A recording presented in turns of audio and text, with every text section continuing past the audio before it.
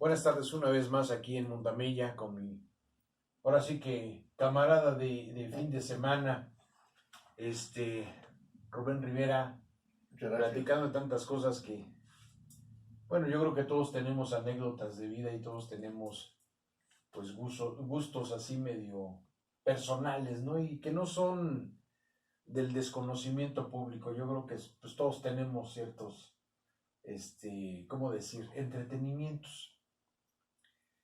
Hablábamos fuera de cámaras de esta parte tan gozosa del cine en particular, el cine como entretenimiento, que antes, pues ya bastantes años atrás, y todavía me tocó algún resabio de esto, en ese sentido de cuando íbamos a esas permanencias voluntarias, cuando todavía no faltaba quien llevaba la bolsa de mandado con sus tortas, cuando te aventabas esas tandas en los cines Piojo, como decían los indios, los Piojito, y tantos cines que hubo, tanto en el centro de esta capital, hoy CDMX, y también de los locales como aquí el de La Rosa, que eran cines pues populares, digámoslo, para no ser tan, no sé, inadecuados en el decir, porque pues yo asistía a todos, ¿no? Comentábamos de los cines, a mí me encantaba, por ejemplo, ir al Metropolitan cuando era cine todavía me tocó llegar a ver ahí vi Cañones de Navarone, los dos en el patíbulo, de este cine bélico que fue tan socorrido por ahí de los todavía setentas, y cuando todavía ahí en ese cine en particular te llegaban a vender tu cubita y te sentabas a todo dar a ver el peliculón que habías pagado.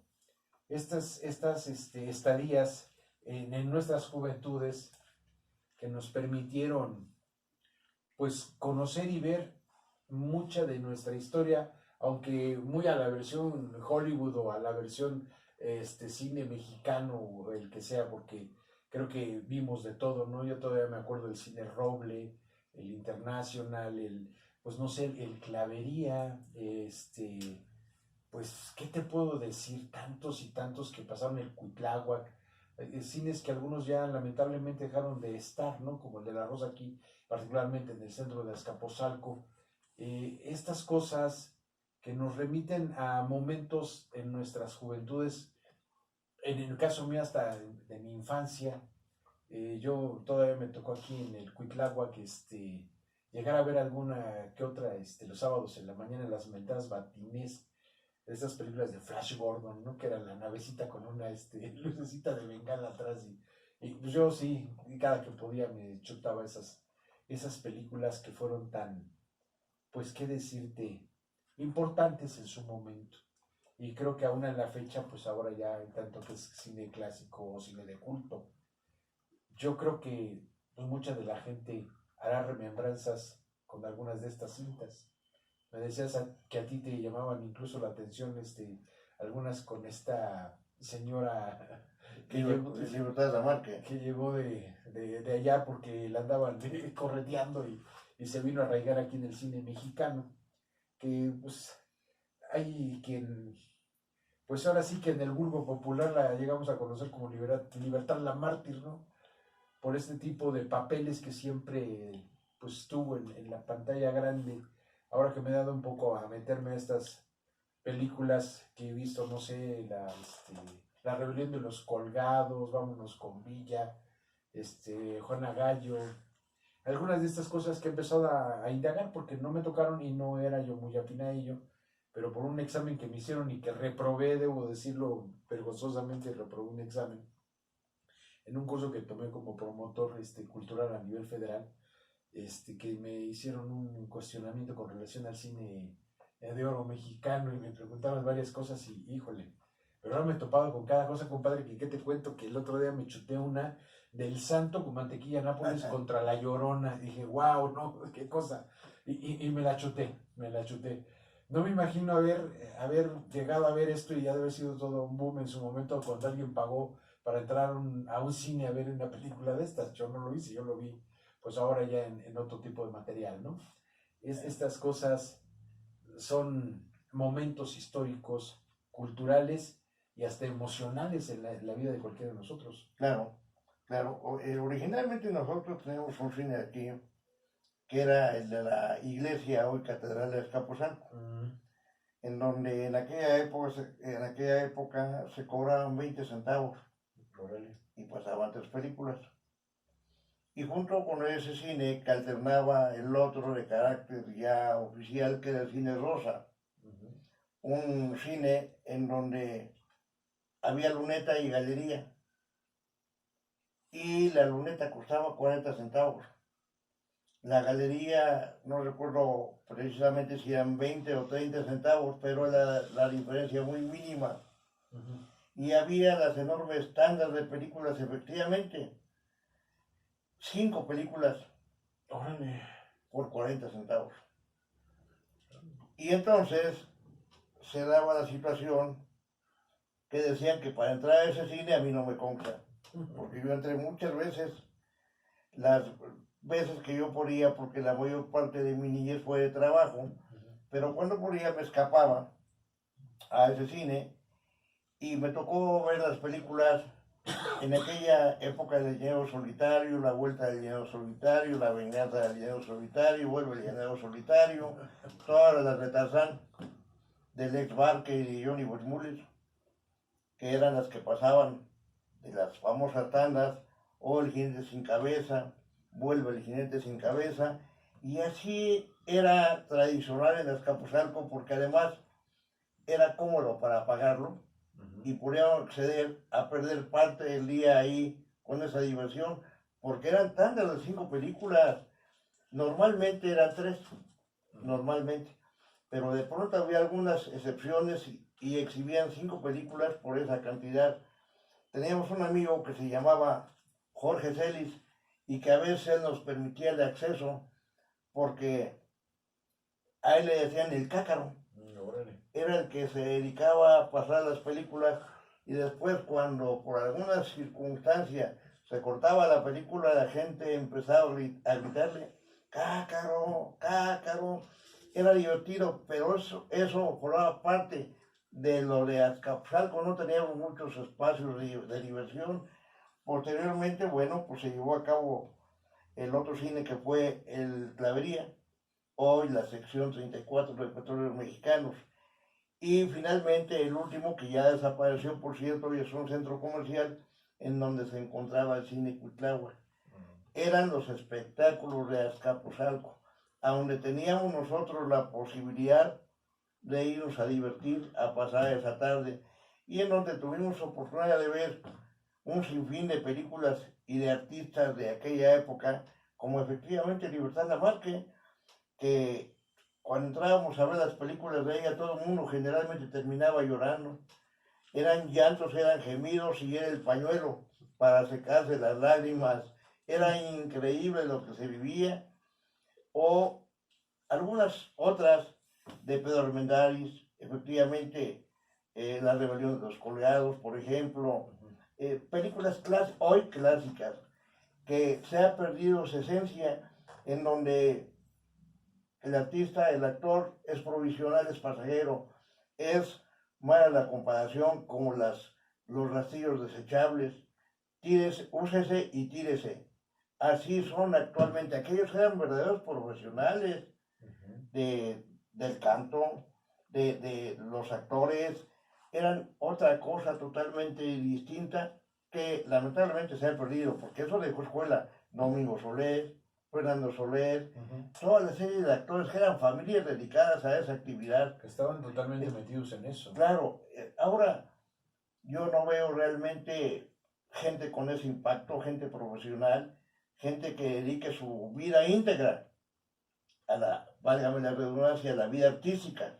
No, ahora definitivamente todos son pasajeritos, incluso en el canto. Sí, tocando esa parte, tuve una anécdota particular con Johnny Laboriel, pero vamos a corte y ahorita te la comparto. Te comentaba, ¿no?, que un día en un lugar, que no voy a decir cuál, estaba, o sea, en una barra, estaba platicando con Johnny, y habían ido a tener una participación en un grupo contemporáneo, tocan así como rockcito, como no sé, esas cosas que ahora se dan de las que no soy muy afín.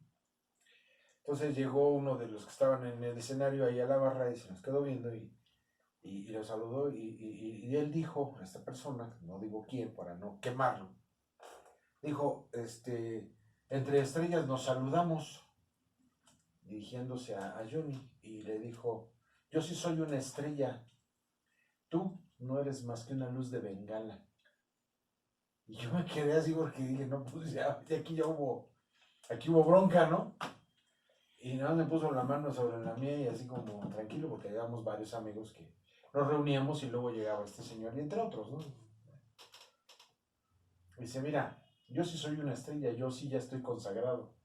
Y van a pasar muchos años y pon que no esté todo el tiempo tocándome en la radio, pero sí se van a acordar, pero de ti.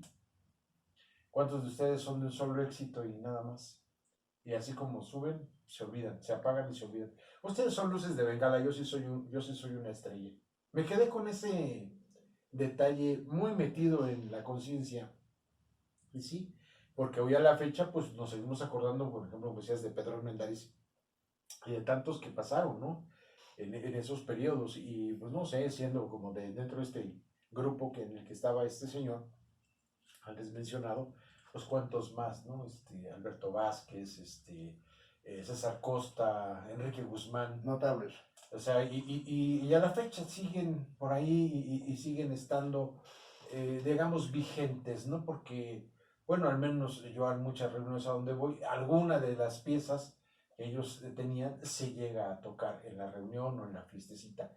Obviamente no es la música de todo el evento, pero ahí están y la mayoría de la gente los conoce, aún los jóvenes saben de quiénes estamos hablando. Sí, claro. Y a mí me pasa que hay muchos artistas que creo que hay un término por ahí, y en algún momento de buscar a alguien que me oriente, porque hay un término para estos artistas como los de la Puerta de Alcalá, por ejemplo, y algunas de esas canciones que fueron mundialmente conocidos, pero por un solo éxito y de ahí Nada ya, más. Y ahí, hasta ahí ahí quedó, terminó. hasta ahí quedó. Este periodo del que mencionamos, particularmente del cine, que nos marcó y que nos permitió, no sé, tener un contacto con esta parte, tanto artística, cultural e histórica de nuestro país, pues ahí están y ahí van a seguir estando, ¿no? Porque ahora yo cuando tecleo en San Google o en alguna de estas cosas, pues sigo encontrando todas estas piezas y es como las he estado recuperando, porque de la rebelión de los colgados, por ejemplo, pues yo primero leí el libro y ya después me di a la tarea de buscar la película y cosas así que te van marcando y te van haciendo ver las cosas de otra forma quizá y te van haciendo pues un criterio. Claro, claro, fueron indudablemente obras que dejaron huella, porque además hablaban de la provincia. Es decir, Dolores del Río tuvo una trayectoria formidable junto con Pedro Armendáriz y en sus actuaciones siempre dejaron algo de ellos. Son películas que a pesar de los años, el día de hoy las sigue uno mirando y las ve uno con gusto. Son las clásicas del cine mexicano con los actores clásicos de aquella época y que la verdad llegaron para quedarse. Sí, que son referentes, ¿no? Sí, porque además hablan de su esencia, del México de antes. Del México de antes, yo creo que esta señora que mencionamos hace un momento hizo películas notables junto con María Félix, por ejemplo, sus películas justamente de Juana Gallo y muchas más. O sea. La Escondida, La Escondida con Emilio Indio Fernández, con aquellos actores, el hermano de Indio Fernández que también tuvo un papel destacado y que finalmente nunca supo nada de él, pero que llegaron a sembrar y hoy sus trabajos los seguimos mirando con gusto. Sí, ¿no? Y son referentes y son un punto de partida, no sé, todo el trabajo de Gabriel Figueroa, por ejemplo, en cuanto a fotografía y todo, conjuntamente con el Indio, claro, marcaron pues, toda una ruta, todo un mundo, digamos así, por decirlo menos, porque vinieron a poner ciertas bases para lo que ahora vemos como cine. Y no solo a nivel nacional, porque de alguna forma u otra son gente que trasciende, y lo vemos incluso ahora en estos premios que han ido pues perdiendo un poco del glamour y del peso que tienen como los Óscares, y que vemos que los mexicanos se siguen colando, pues no solo en dirección, sino en fotografía y todo, está el Chivo, está toda esta gente que de alguna forma u otra nos sigue dando brillo, pero son ahora sí que derivados de esa escuela que sentaron estas personas a mediados del siglo pasado. Yo creo que el éxito de muchos de los artistas que mencionamos obedece fundamentalmente, gran parte de ello, a Gabriel Figueroa. La fotografía. Pues la fotografía, que era notable, el Se señor captaba era un todo genio, esto, ¿no? absolutamente en todo era un genio, y finalmente todo eso permitió que los artistas brillaran, Sí, que los artistas se hicieran grandes y que el día de hoy sigan vigentes, sí. porque creo que eso es una gran verdad. Siguen vigentes y todos esos trabajos hoy son clásicos. Ujú. Hoy son clásicos. Yo creo que no hay mucho material, a pesar de que efectivamente ha habido algunos premios de algunas películas que yo francamente no entiendo mucho, porque hubo otra película que fue laureada y no entiendo por qué tantos lauros. Sin embargo, bueno, pues debe tener su mérito, como Roma, por ejemplo. Roma, que obtuvo varios premios, y la última, que acaba de ser laureada también, producida por una mexicana, por un mexicano, que, bueno, deben indudablemente tener un reconocimiento.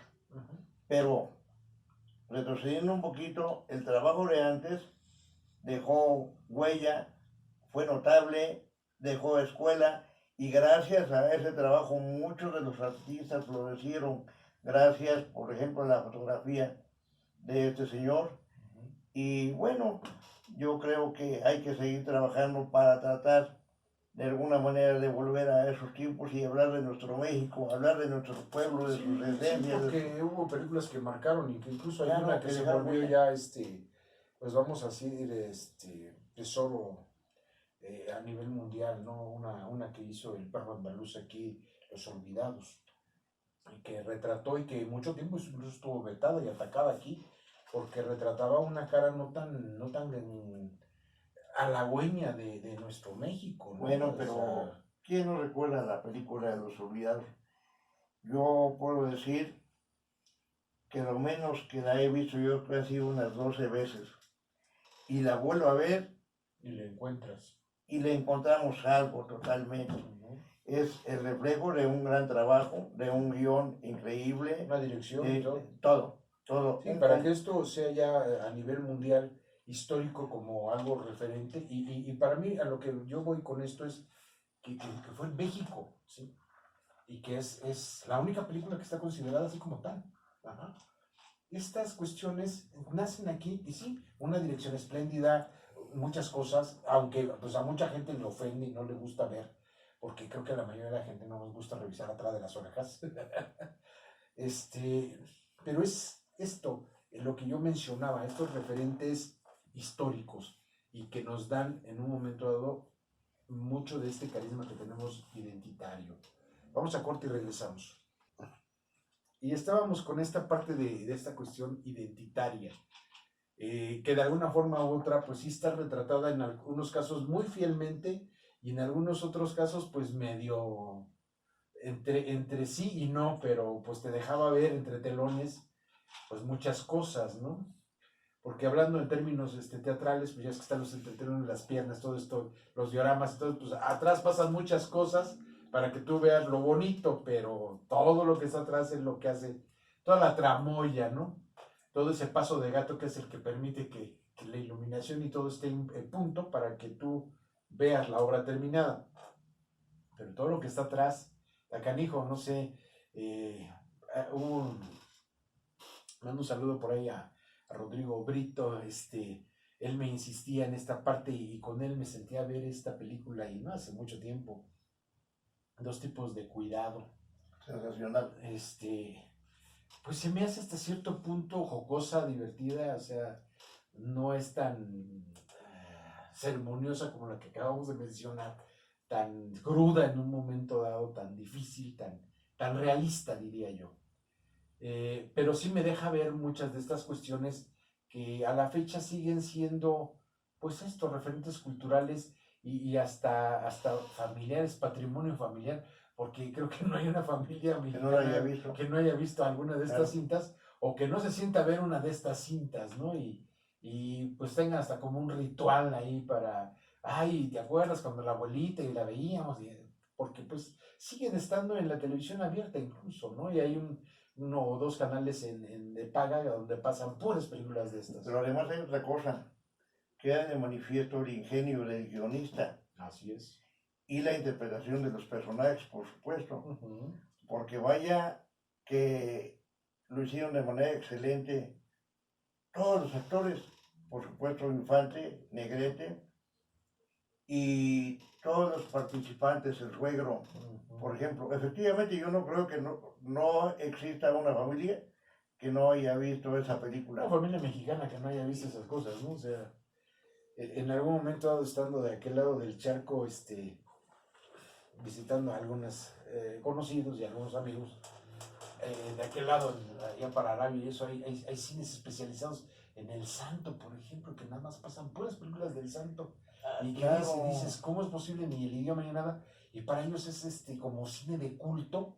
Y es cuando dices, bueno, a mí me pasó, por ejemplo, también en Colombia, en Bogotá y en Cali, esta onda de que hay un canal de televisión donde pasan todo el tiempo puro Chavo del Ocho, pura cuestión de Chespirito, que bueno, o sea, no, la verdad, o sea, honestamente, no es de mi agrado, no agredo, no nada, pero pues no es así algo que yo quisiera. Y allá, cuando fui, ay, mexicano, sí, y Chespirito, Sí, y por así, ejemplo, lo tienen así como algo muy marcado y hasta de culto. perdón por la interrupción, pero justamente en Argentina hay un horario especial del Chavo del Ocho, porque a pesar del tiempo y demás sigue siendo un ídolo. Están en vigencia. Y por ejemplo también en algunas partes de Estados Unidos todavía la esencia del charro mexicano está de manifiesto. Y alguna vez alguien me preguntaba, ¿y el sombrero? Sí. ¿Y la pistola? El caballo. Y el traje de charro y el caballo, efectivamente, porque eso se conoce gracias a las actuaciones de los personajes mexicanos. En algunas partes, justamente, hay ídolos y hay canales especializados, hay horarios, sobre todo en Latinoamérica y en Centroamérica, el personaje mexicano es un ídolo. Todavía actualmente Pedro Infante, el propio Jorge Negrete, el Chavo del Ocho y muchos otros. No se diga del Santo, efectivamente, el Santo sigue siendo un ídolo. Las películas del Santo contra las momias y cosas de esos. Sí, ahora que empecé a ver los títulos me sorprendí. Hay una hasta de donde está Chabelo, creo que dije, ¿qué va a ver con esto? Porque me he tomado la libertad de empezar a hacer todo esto, porque me quiero sacar la espinita de ese examen reprobado. Y pues no sé, incluso vi de Tintán, vi de Calabacitas Tiernas, porque al leer la biografía de él, pues era su obra maestra de acuerdo a la crítica. Me dejó mucho que desear, porque la verdad, como por lo que me platicaban, yo lo idealicé quizá más arriba. Pero mira, todas estas cosas son tremendas.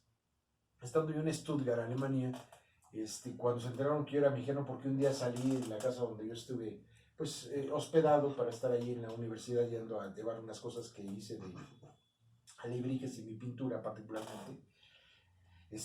Un día le dije a Holger Roig, le digo, oye, ¿por qué tanto ruido?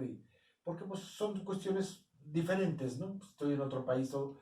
Pero ¿qué crees? Que en la casa de al lado se oía mucho ruido, pero no era ruido, eran tangos, milongas, Carlos Gardel. Entonces yo me sentía así como que, me sentía un poquito más latino, ¿no? Esa melancolía que te da, que creo que también las de haber vivido fuera de tu país, que yo les decía ya que tenía nostalgia a la tortilla, y le decía por ahí a Úrsula, una mujer con la que pues tuve alguna relación de aquel lado. en Alemania particularmente, y cuando ellos supieron que era mexicano y me dijeron, ¿y el caballo? Pero al fin de semana siguiente, uno de los vecinos de ahí llegó con 2 caballos y me dijo, si eres mexicano tienes que saber montar.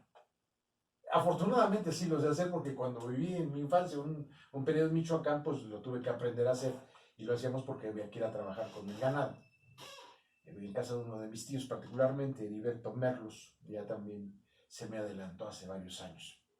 Con él aprendí a montar desde jovencillo y bueno, agarré, me trepé y se me queda viendo. Entonces tú sí mexicano y el sombrero y las pistolas por lo que tú dices, ¿no? O sea, y ya entonces me preguntaban de todo esto, de estas cuestiones de la revolución, de Pancho Villa, de Zapata, y he de reconocer públicamente que para mí sí fue un golpe fuertísimo estar en ese lugar, particularmente, y en una circunstancia de recién llegado, cuando me ofrecieron una beca y yo, bien bruto, lo reconozco, yo decía, ¿por qué no se quieren ir? Pues es una buena oportunidad, pero nadie decía yo, y me dice la persona a cargo, ¿por qué no te lanzas? Y, no, yo sí me voy.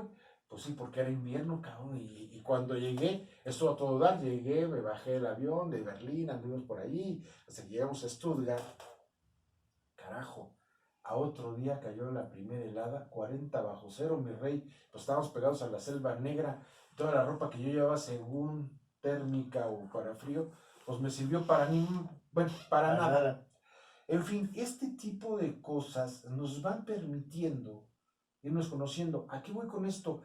Para mí fue muy doloroso porque quedé encerrado, encapsulado 2 semanas porque ahora sí que la helada, porque era una helada, no era nevada, pues estuvo muy grave, entonces no podía salir. Se veía como si hubiera caído, aquí le llamamos aguanieve, ¿no? Como que había una brisa de lluvia, como de llovizna, pero las ráfagas, el aire y todo era tremendo, eran 40 bajo cero, entonces salías y te hacías paleta, mi hermano.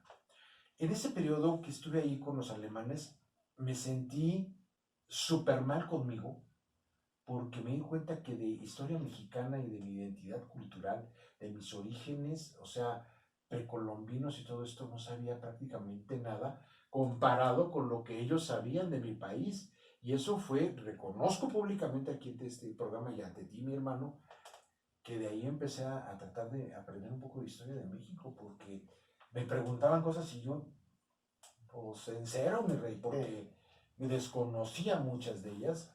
Y para mí sí fue así como dramático ver que ellos tenían al dedillo fechas, lugares, pueblos, todo, y decían, uy, qué vergüenza, ¿no? Claro, yo, perdón, en algunos países en donde pude asistir por mi trabajo de carácter meramente sindical, era notable observar que los expositores conocían perfectamente la historia de México, la historia de nuestro país, la historia de la revolución, y para nosotros, qué pena que no conociéramos absolutamente nada y que fuéramos a aprender a otros países. Pero tuvimos que... Tenía un compañero que fue en algunas ocasiones expositor en Venezuela y conocía la historia de México mejor que nosotros.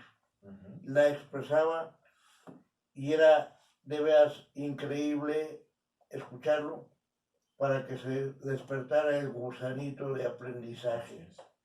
Porque ¿cómo es posible que la gente de otros países, como aquel alemán Harry Müller, que escribió tanto de nuestro país y la historia inclusive entre ellas de Real de 14 y de muchos otros lugares, la conocían al brillo? Y que nosotros no estemos enterados de la esencia de nosotros mismos, de nuestra localidad. Así es. Es muy triste, ¿no? Es muy triste. Y tocando el punto, alguna ocasión, estando en Venezuela, conocí a una doctora en un seminario y por la mañana ella me saludaba siempre: ¿cómo estás, manito? ¿Cómo te va? Oye, ¿y el traje de charro? Y me preguntaba y me emocionaba inclusive por los artistas que hemos venido mencionando. Pero un día, por la mañana me levanté y antes de que ella me saludara, la saludé yo y le dije: ¿Cómo está, hermanita? Me dejó de hablar para siempre. No sé cuál era el significado, no sé qué cosa lo que quería decir, pero vamos aprendiendo de todo esto a través de, repito, que sale uno y siempre se encuentra uno con novedades distintas, con sorpresas, porque de verdad hay gente que conoce más de nuestro país que nosotros mismos. Así es. En Centroamérica, la mayor parte de gente está enterada de nuestro país. Así es. En Latinoamérica está enterada de lo que ocurre. Y bueno, la verdad es que tenemos mucho por aprender. Así es. Y es por ello que estamos aquí cada 8 días y vamos a continuar en Mundamella, pues dialogando, compartiendo experiencias, conocimiento y el gozo de la amistad. Muchas gracias. Hermano, Muchas nos vemos gracias. en 8 días y aquí los esperamos. Muchas gracias.